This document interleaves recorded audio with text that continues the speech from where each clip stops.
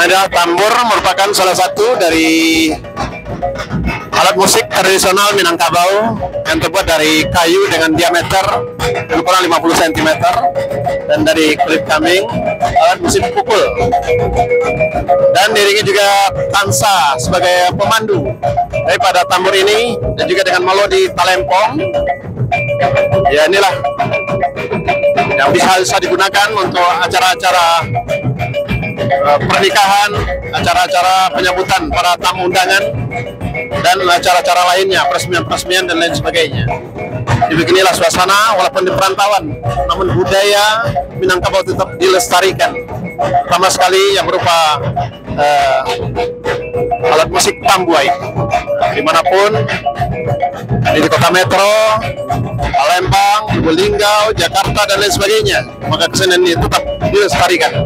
Selamat kita menyaksikan. Terima kasih.